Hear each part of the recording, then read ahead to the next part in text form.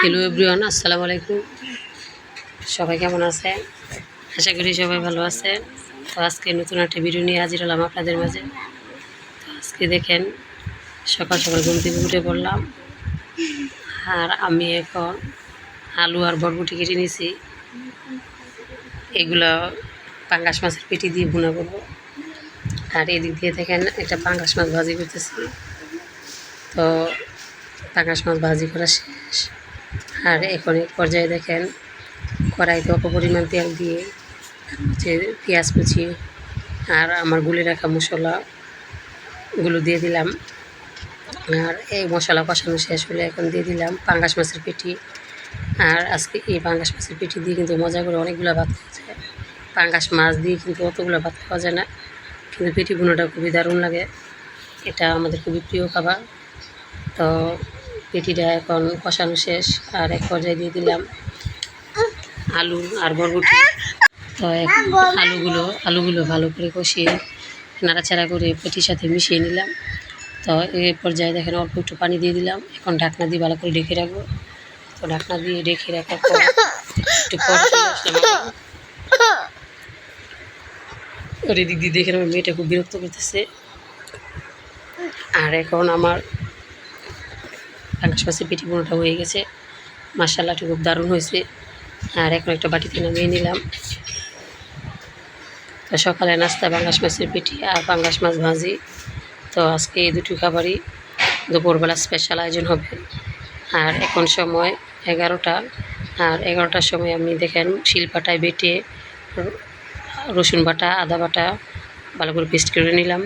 আর এখন মুরগির মাংসগুলো আজকে হাতে মাখিয়ে রান্না করবো। তার জন্য আগে মুরগির মাংসগুলো ভালো করে ধুয়ে পরিষ্কার করে নিলাম।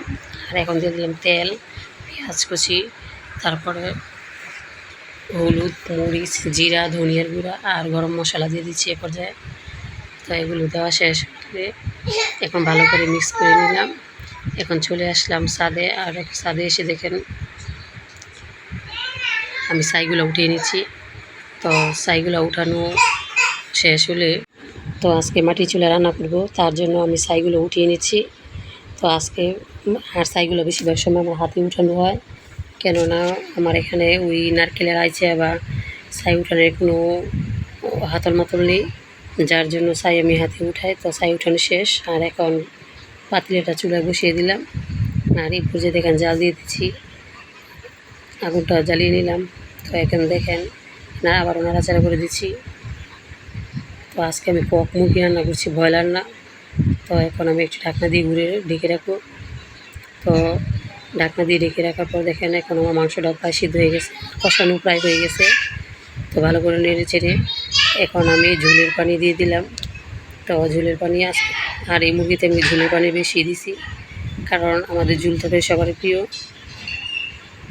তো এখন ভালো করে নেড়ে চেড়ে মিশিয়ে এখন আবার ঢাকনা দিয়ে ঢেকে রাখলাম। আর এদিক দিয়ে দেখেন আমার মাংস রান্না প্রায় হয়ে গেছে।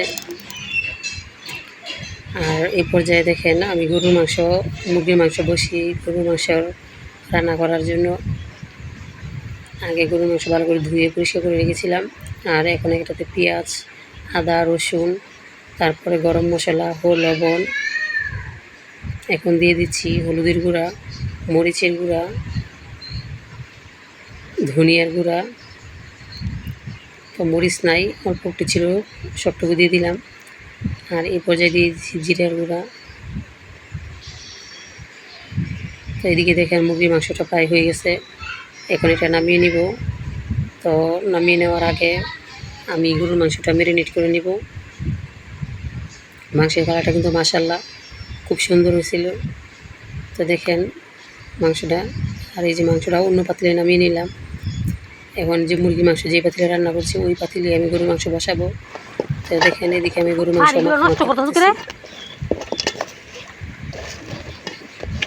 তো গরুর মাংসটা হাতে আগে মাখিয়ে নিলে এই মাংসটা রান্না করতে বা খেতেও খুব টেস্ট হয়।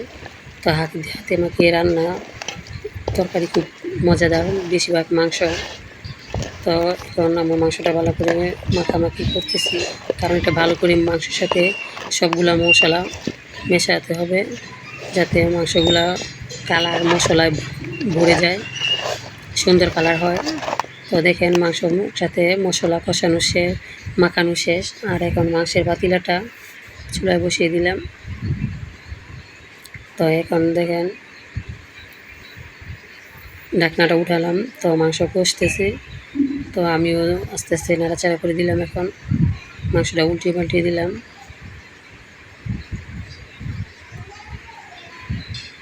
তো আজকে কোন মেহমানদের জন্য আয়োজন করতেছি, একটু আন্দাজ করেন আর সবাই কমেন্ট করে বলবেন। আর এদিক দিয়ে দেখেন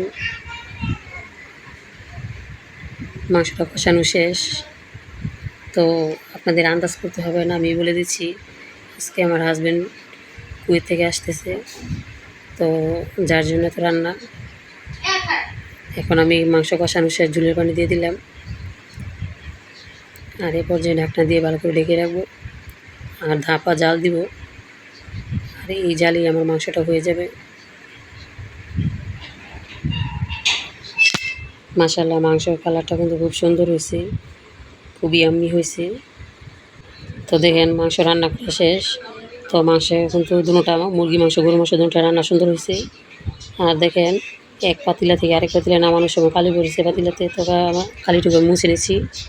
তো আমার মাংস রান্না কেমন হয়েছে, ভালো লাগলে একটা লাইক কমেন্ট ও শেয়ার করবেন। ধন্যবাদ।